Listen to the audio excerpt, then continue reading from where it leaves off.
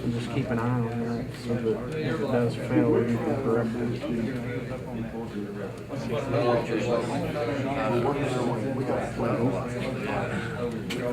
Good thing I have to, because I had like 3 hours.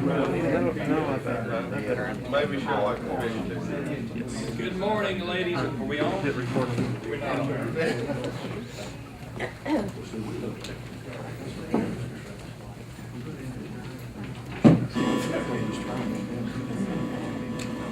So maybe you want to leave at 3:30. Good morning, everybody. Glad to see you here this morning. Before we get started, we're going to open with prayer before we call the meeting to order. I'll ask Gene Davis if you would open with prayer. Dear Lord, Heavenly Father, we truly thank you for today. Dear Lord, we thank you for all your blessings. We ask you now to be over this meeting, dear Lord, that we will do things that will benefit Hardin County and citizens of Hardin County.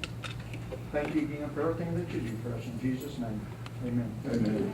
Let's have a pledge, please.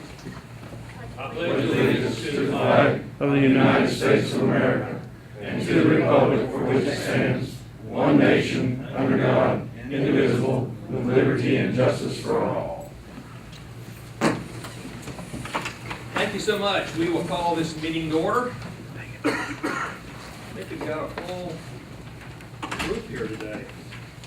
That's good. Oh, I'm sorry, Russ is not here, is he? First item up is our approval of the agenda and our minutes from last. A chance to review the agenda for today. And while you're looking at that, before we have a motion from our group here, I would like to tell you today what I'm going to like to do is to stick to the agenda. I know sometimes as we proceed through these things, we can get off on a rabbit trail sometimes, and it extends our meetings, which is no problem. But if we can stick to the agenda, if the meeting goes longer, then that's fine. But let's try to stick with the agenda, and it might be a little easier on everybody.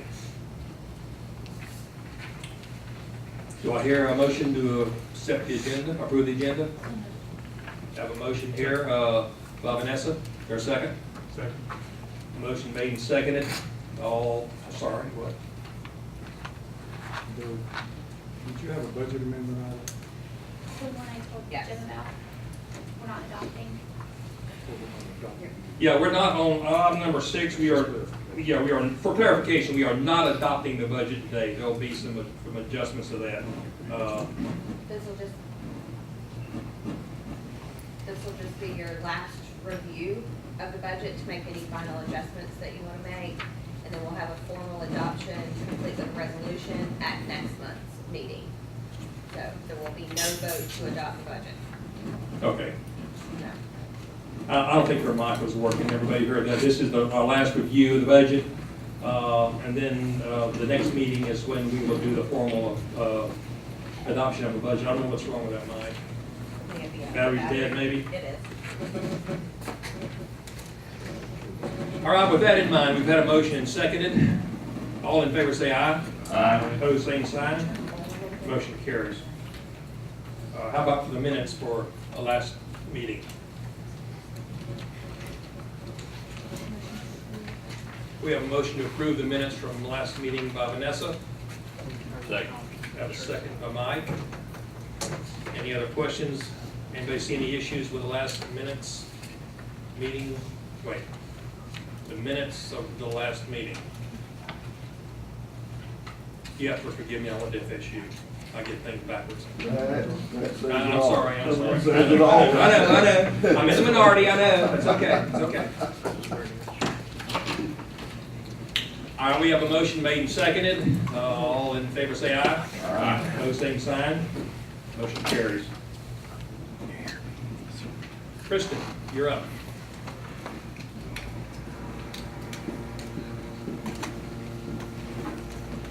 Okay, in your package, you have an RFP for our website development and design of the logo and update.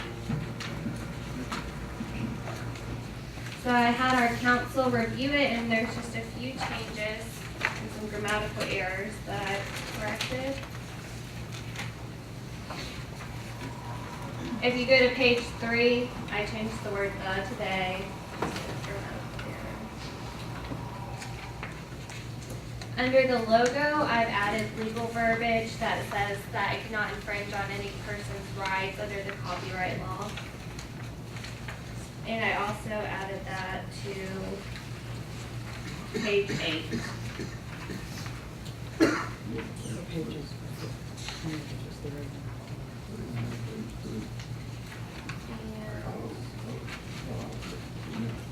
And those are all the changes I have. We just need to update our website. We haven't updated it, and it is our initial contact with a lot of site selectors and people who are looking into the area. So it just gives a better first impression, and also, you know, that how important your internet presence is. And so the more we can improve upon that, the better we look, the more professional we look. Do we have any questions regarding the RFP? I do. Okay. I haven't read this whole thing, because I think this is probably basically something you need to handle. But is there in here any time frame on how often they update this thing? Is, I mean, sometimes these web people, they won't do it, but every 3 or 4 months. Right, well, I made it very clear in the RFP that they need to have a simple enough preface that the staff can update it on a regular basis. They can update our public records, asset map, and the commerce part anytime there's property that becomes available. So it should be very basic where the staff can update it every day if we want it. Okay, this is just for designing it, and the staff is gonna maintain it. Correct. Okay. Any other questions?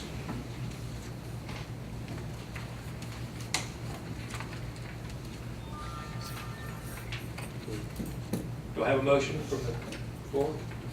So, Motion by Don, second by who?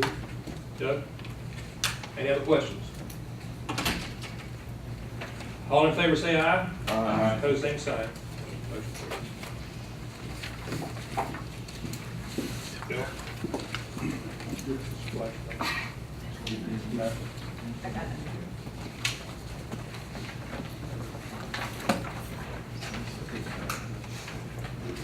I have John Snyder here today from Hunter Engineering, and he's going to make a presentation to you related to the expansion of the Commerce Park and a couple of other related issues. John, if you'd like to come up, I think Sarah's got your maps and she'll give them the lines.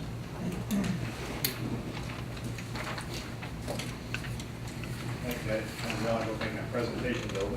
I could just kind of make a brief description about the project here.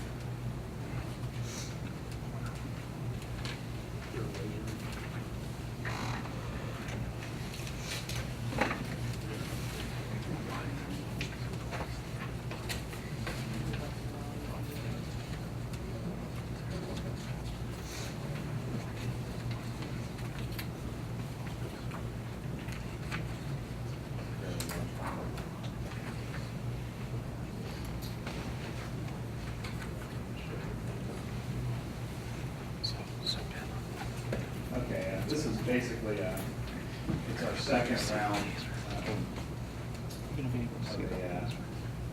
of the preliminary layout for what we intend to do there on this rail property for the Costa Rail.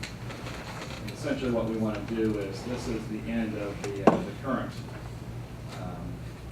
park, the HCCP. And we are planning to, we'll talk about that, and we're planning on replacing, there's an old dilapidated culvert here, 84-inch culvert that we have done an application in SWIFT to replace, bring it up to standards, make it size appropriately for a handle of 50 or 20 then. And we're intending to cross that new culvert and come into this rail property. And this ultimately goes down to Mott Road here. And we also have is it Old Bradenton Road, I believe it is, under there. So we're kind of trying to take out any dead ends, any cul-de-sacs to accomplish this. But again, this is a very preliminary layout of what we can potentially do down there. We're working with Bill on that, and looks like we're going to start putting some information together before. Right now, we also have a project, this was permitted a couple of years ago, it's called the South Track, there's a pond right there. Initially, we had 30 acres of property here, I believe it was all in here, but only about 20 is usable.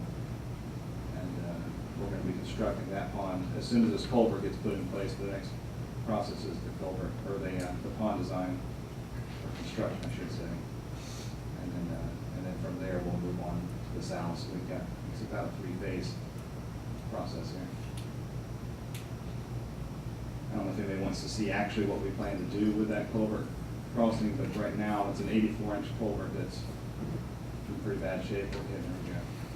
Now, we're gonna replace it with one new 84 in the middle and 272s on the side with head walls on it. That's currently in the permit we're looking at right now. A couple of weeks, Are you raising the height of that thing, or is it gonna go down and come back? yeah, it will actually be somewhat of a dip there. Still, there's not much we can do with the topo, so it is a low spot. So that's why we have designed it for a 50-year storm event, in case we do have those kind of events. It's like 9.5 or 9.2 inches of rain, I believe. Okay, and there will be an entrance from the back, Bill, Mott Road. We're tying it all, Yeah, we're gonna right. take it all the way through. Okay. So you could come in the back? Yes. Okay.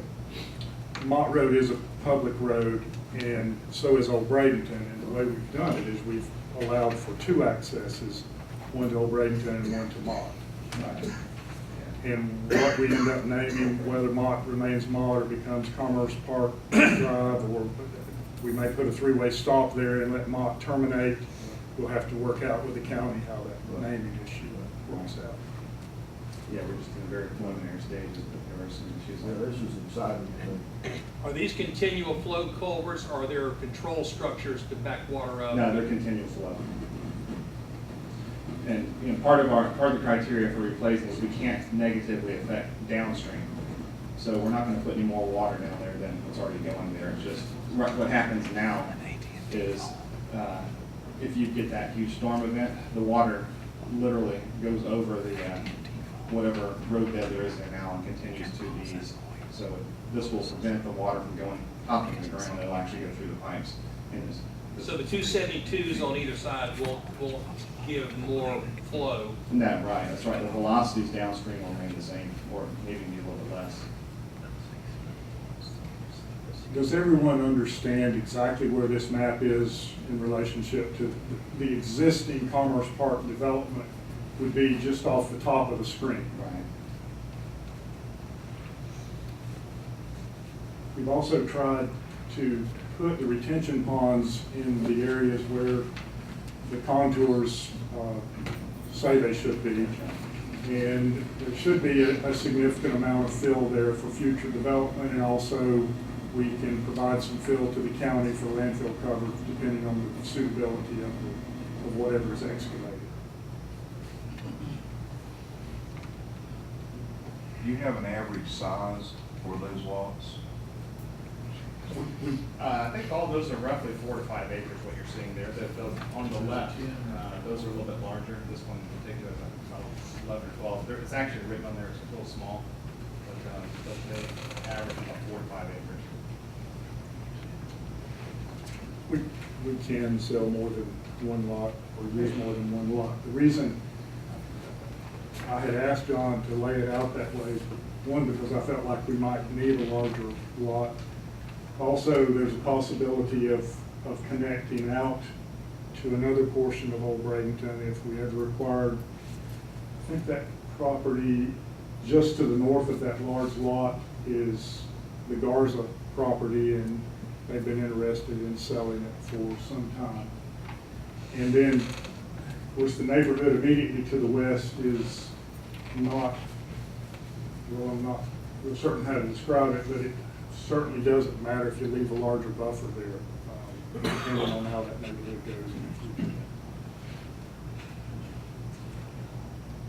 Further up, Bill, further up to the west is the road that runs down past, Gebhardt. yeah, Gebhardt. And we, depending on the outcome of Floor 10 and that building, we will have a lot adjacent to the PFM building and one lot on the west side of the road, and everything else is committed. So I'm kind of apprehensive that we need to move forward on developing these other lots, or we won't have anything to develop in the future. So I'll also comment at this point that I don't know what protocol should be used here. We've tried to give you what we believe is a logical layout of the property. And at this point, we're seeking permission from the board to proceed to a more formal set of plans, and then we can look at the various aspects of developing the property. Are you asking for that today? Yes. I'll move to do that. All right, we have a motion made to move forward with a formal design of this layout with reviews as we go along. I would suspect that's what we're talking about. Yes, and we have a second to that. Any further discussion or questions? All in favor say aye. Aye. Opposed, same sign. Motion carries. Thank you.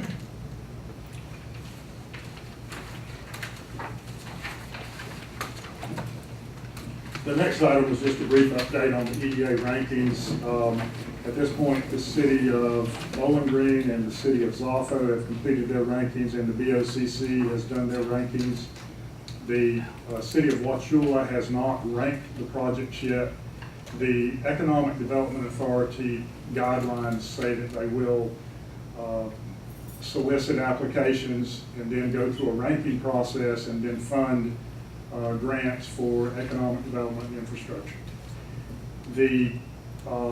At this stage, the BOCC did rank our spec building project as #1, and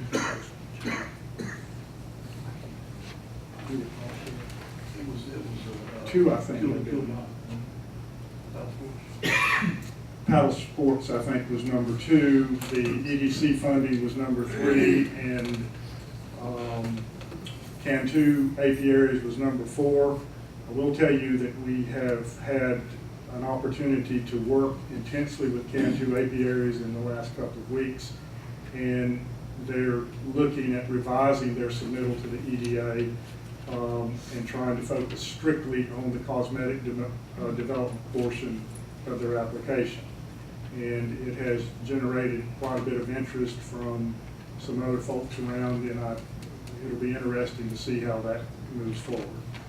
So,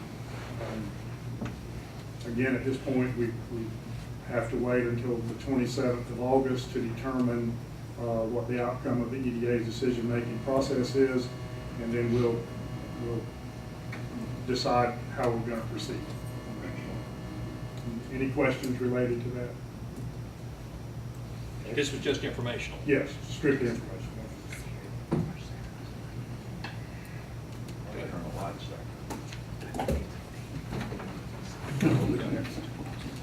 I think also what you're hearing, the interference through the PA is somebody's cell phone. I can most assuredly tell you that's what that is. Live with it or look at your cell phone and say, oh my gosh, it's me.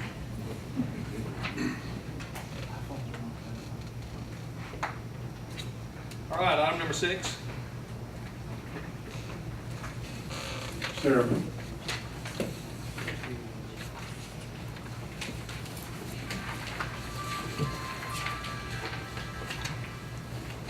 Wasn't me. No signal, but I shut it off. Okay, you should have a copy of the budget in front of you. Again, we're not going to be doing a formal adoption this month. This is just for you to take one last review of the budget, ask any questions, have a discussion regarding any of the items. The one amendment that we are making to the budget is, at last month's meeting, you voted to take the remaining money that was in the Mosaic budget appropriated for the Tech River building and move that remaining allotment into Tech River overhead to cover the costs of overhead for the building. So that is $20,000 that is gonna be moving into the Tech River overhead column.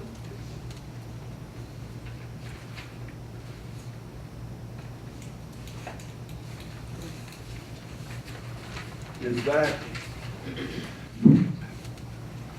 under Tech River Building, is that where that was put? Correct.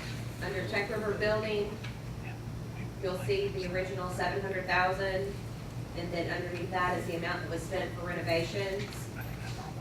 56,000 is what was appropriated for overhead costs for the year of the building.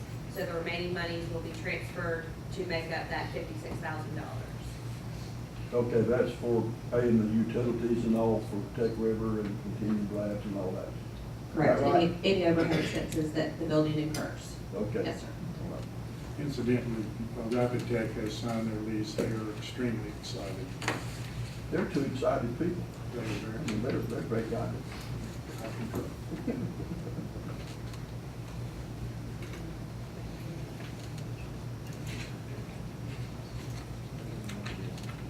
Unless there are any other questions, that's really the only item that needs to be added to the budget. We have our accountants here with us today. If you have any other questions, now's a good time to catch them before we do the formal adoption next month.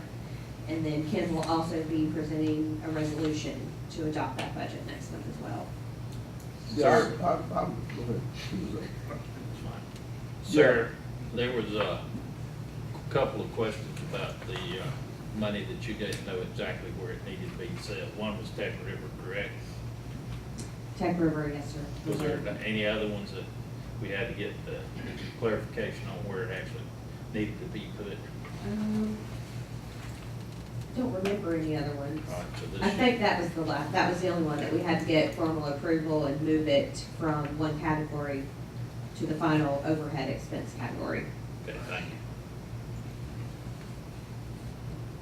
Did you have a question? Yeah, I'm just curious, on the general fund, how in the world do we get $1.3 million in the general fund? And where does that come from? I mean, why is there a need to have it in there? The general fund encompasses sale of lots as well as rental income that the IDA makes off of our properties in the Commerce Park, Grove, fruit income. Well, the Grove, that's just about a break-even thing. It is. But we have quite a bit of money from the sale of lots over the years, as well as rental income that we're generating off of the spec buildings. That also includes the $200,000 transfer into the general fund that we're expecting to take from the Mosaic budget for administrative. So we're allotted to take $100,000 every year for administrative costs to put into the general fund. And so that just shows that we anticipate taking that money. We may or may not, but we have budgeted to do so. Okay, on page 2, on Continuum, is there money in there for the next year for them? And if it is, I don't understand how to read it. So in the continuum column, the initial amounts that were appropriated for the continuum project by the board have been $7,250,000. We're anticipating that through September 30th, 2013, $6,257,000 of that $7,250,000 will be spent, leaving $992,187 at that point.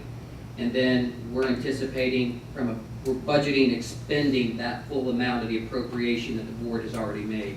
If additional money is going to be needed during fiscal year 2014, the board will need to appropriate some more money out of carry forward amounts from the Mosaic pot in order to authorize to expend over $992,000 for fiscal year 2014.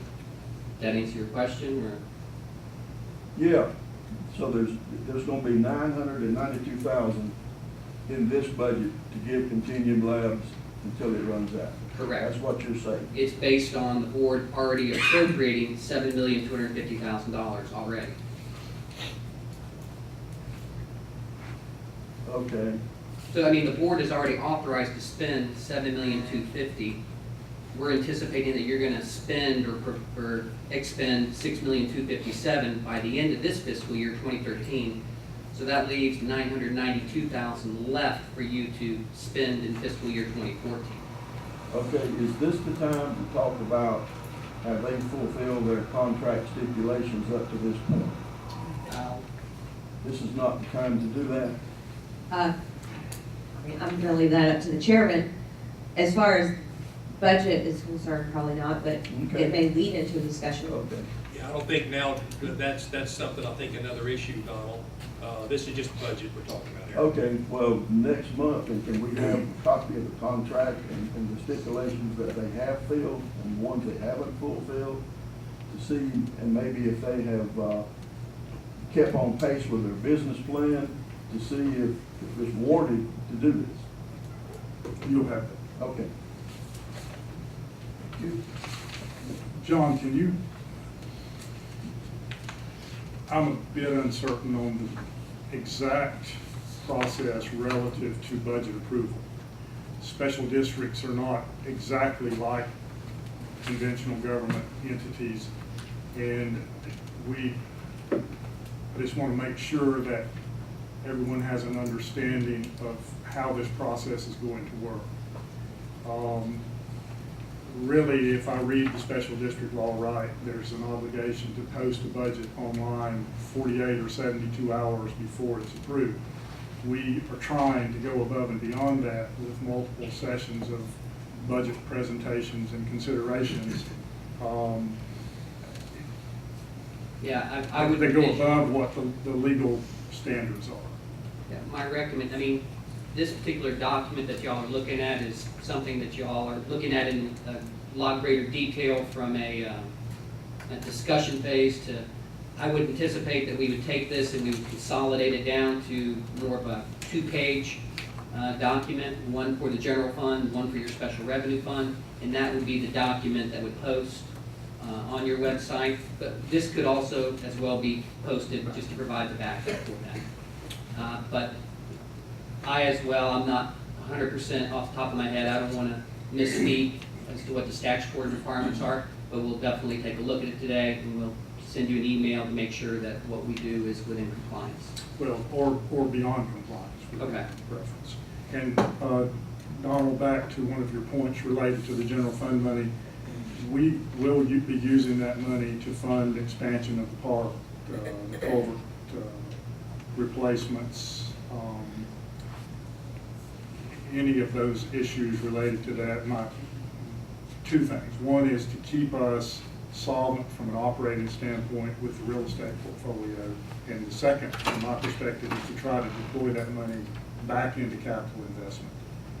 Okay. It's more like a savings account. Well, it's an operating savings account, but that's the objective.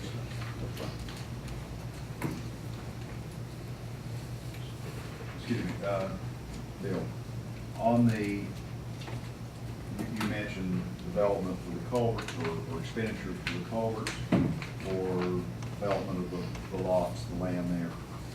That will then, since it's not in this budget, that will then be a budget amendment whenever that should occur? Yes. Okay. It is in the budget, under Commerce Park, Culver, and Pond. Wait a minute, all right.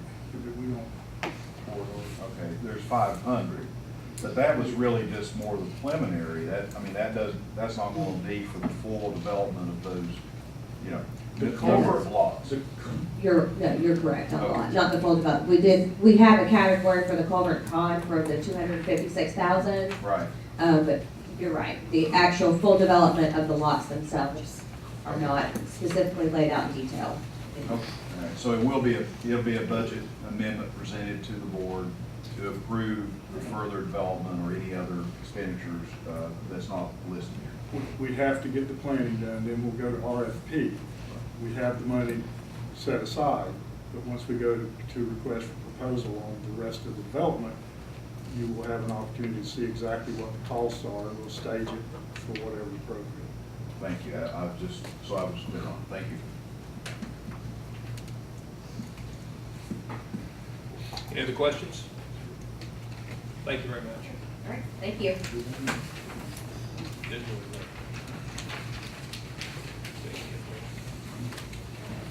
This time I'd like to introduce